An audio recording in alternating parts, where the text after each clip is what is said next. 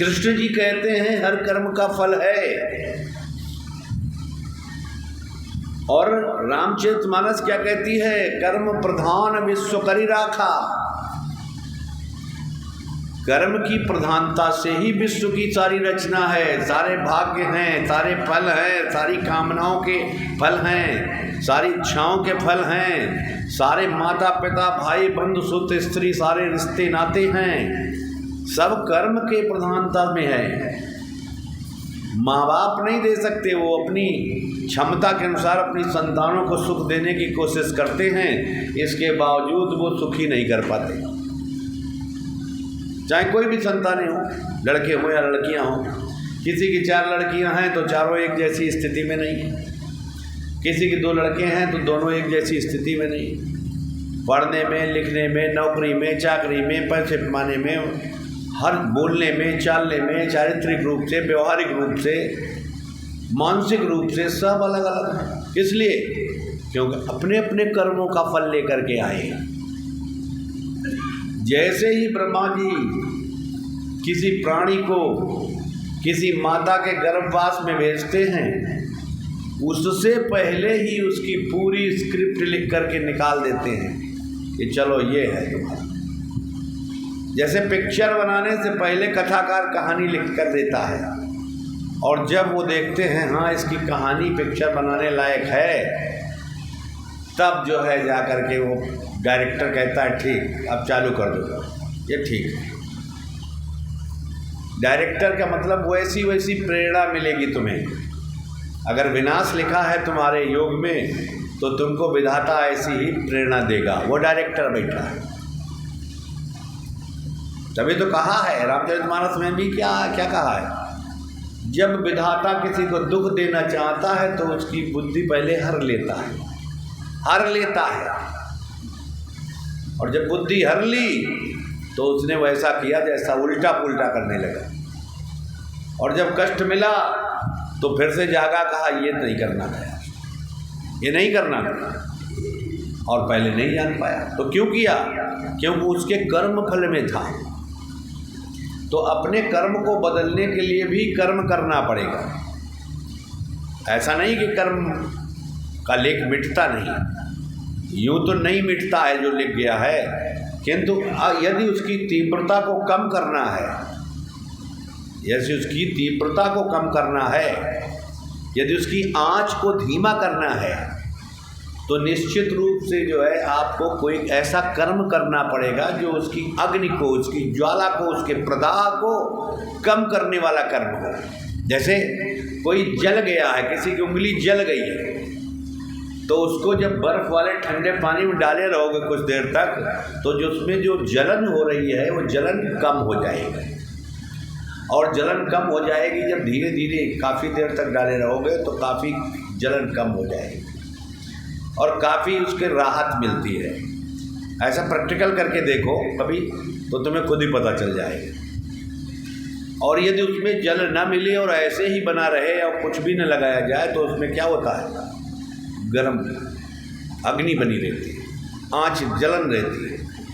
कोई आलू कहते पीस के लगा लो, कोई कॉलगेट का वो लगा लेते हैं टूथपेस्ट, कोई कुछ कर लेता है। क्यों पाठक जी, कभी कभी प्रयोग कराया होगा या किया होगा। और जल में डाल कर देखो, हमने भी देखा, प्रैक्टिकल करके देखा। एक बार उंगली जल गई मेरी भी, तो मैंने उसमें डाल दिया पानी में। वहाँ बर्फ़ तो था नहीं कुटी पे, वहाँ बर्फ़ भी नहीं है, पानी ज़रूर है ठंडा, तो उसमें डाले रहे काफ़ी देर तक, तो उसकी जलन ताप कम हो गया। तो कहने का मतलब, मेरे समझाने का मतलब यहाँ बर्फ़ या जल नहीं है कि अगर कोई कर्म आपका बड़ा तीव्र है, आप एक्सीडेंट ही हो गया है, आपको बड़ी चोट लग गई है, आपको बड़ी पीड़ा पहुँच गई है, आपको कोई दुख आ गया है, कोई संकट आ गया है, कोई बीमारी आ गई है, और आप मालिक से जुड़े हुए हैं, उसकी याद से जुड़े हुए हैं, तो निश्चित रूप से आपके कर्म में कहीं न कहीं उसकी तीव्रता कम हो गई है, ज्वाला कम हो गई है।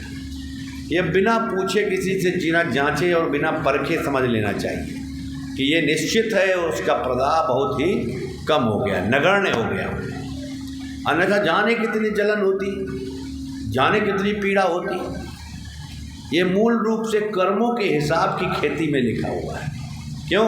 कर्म प्रधान विश्व करे राखा, तुम्ही को नहीं किया है, विश्व को कर डाला। और यहाँ तक कि देवी देवता भी उसमें आते हैं। इंद्र जी से भी कई घटनाएं घटित हुई गलत, और उन घटनाओं का दंड उनको भी झेलना पड़ा। यहाँ तक कि उन्हें कुष्ठ रोग भी हो गया, यहाँ तक कि उन्हें इंद्रासन भी त्यागना पड़ा। तमाम प्रकार की कथाओं में, पुराणों में सुनने को मिलता है। वो कथाएं नहीं बताएंगे, तुम सुनोगे तो खुद ही जान जाओगे। लेकिन उनको भी झेलना पड़ता है, बचे वो भी नहीं है। क्यों? 84 लाख योनियों में वो भी आते हैं। बहुत से लोग समझते हैं कि वो नहीं आते होंगे, लेकिन उसका प्रमाण भी हम आपको बताते चले कि जब आप शादी विवाह वगैरह में मेला कुंडली मिलान करके दिखाते हो तो उसमें क्या लिखा जाता है?